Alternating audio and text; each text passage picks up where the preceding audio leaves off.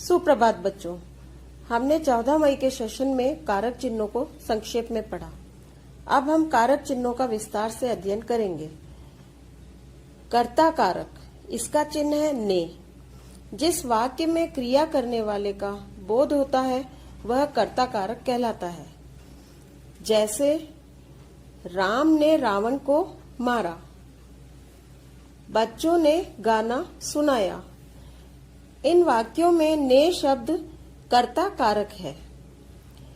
फिर है कर्म कारक, इसका चिन्ह है को। इस कारक में क्रिया के काल का फल जिस पर पड़ता है वह कर्म कारक कहलाता है। जैसे वह बंदर को देखता है, इस वाक्य में को कर्म कारक है। फिर दूसरा वाक्य है वह फल खाएगा, अर्थात वह फल को खाएगा। यह चिन्ह बहुत से स्थानों पर नहीं लगता है।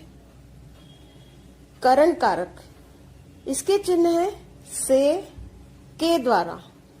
संज्ञा या सर्वनाम आदि शब्दों के जिस रूप से क्रिया के करने के साधन का बोध हो वह करण कारक कहलाता है।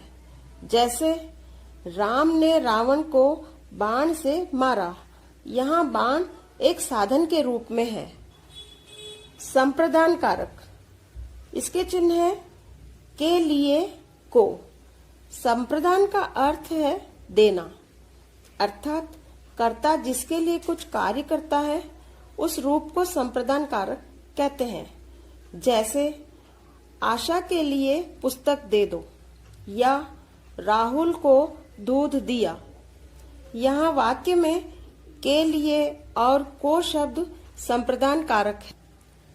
अपादान कारक, इसका चिन्ह है से। संज्ञा के जिस रूप से एक वस्तु का दूसरी वस्तु से अलग होने का आभास हो वह अपादान कारक कहलाता है।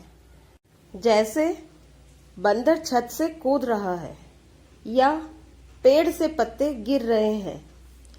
यहाँ बंदर छत से और पत्ते पेड़ से अलग हो रहे हैं, इसलिए यहाँ अपादान कारक का प्रयोग हुआ है। संबंध कारक, इसके चिन्ह है का, के, की। इस कारक में शब्द के जिस रूप से किसी एक वस्तु का दूसरी वस्तु से संबंध प्रकट हो वह संबंध कारक कहलाता है। जैसे कृष्ण यशोदा का लाल है।